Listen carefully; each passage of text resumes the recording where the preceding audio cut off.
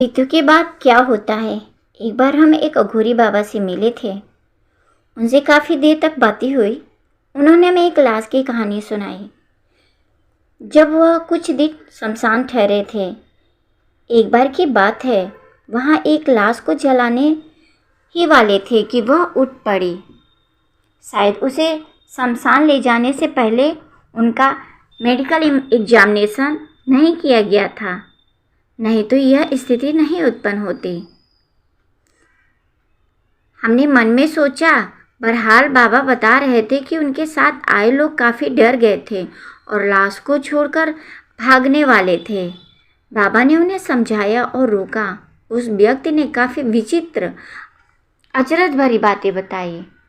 जब वह मरा तो कोई भी सफ़ेद रोशनी या यमराज या काल के घोड़े या जीसस क्राइस्ट यहाँ वहाँ नहीं आए लेने।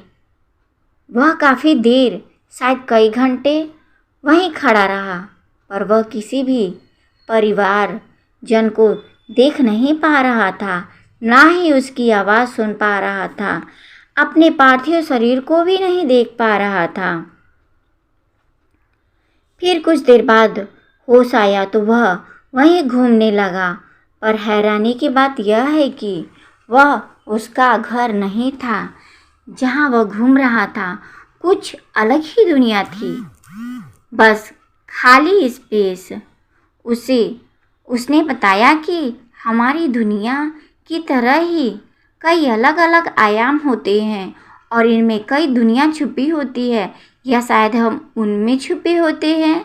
जब किसी की मृत्यु होती है और उनका समय पूरा हो चुका होता है तो उसे फिर किसी आयाम में और इसी या किसी और दुनिया में जाना होता है।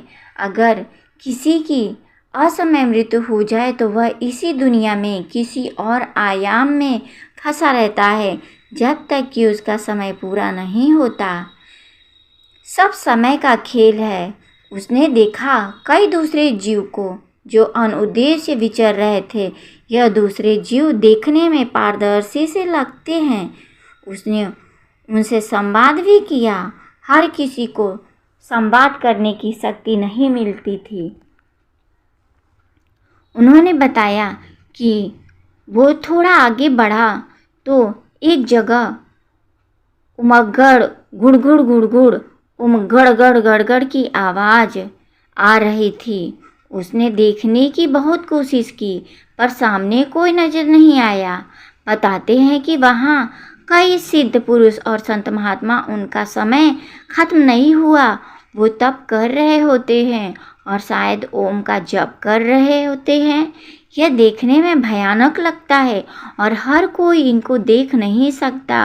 उनके अनुसार वह विचर ही रहा था कि अचानक उसे एक खिंचाव सा महसूस हुआ। ऐसा लगा जैसे कोई पूरी शक्ति लगा के उसको मरोड़ रहा हो और वैक्यूम की मजबूती से एक एक सेल को अलग उखाड़ रहा हो। और थोड़ी देर तक उसको कुछ पता नहीं चला क्या हुआ, फिर उसकी आंखें खुल गई। हमने बाबा से और काफ़ी बातें पूछी। कुछ के जवाब उन्होंने दिए, कुछ के नहीं दिए। तो फ्रेंड्स, आपको स्टोरी कैसी लगी कमेंट करके ज़रूर बताइएगा। अगर वीडियो अच्छी लगी हो तो please like share and subscribe जरूर करिएगा।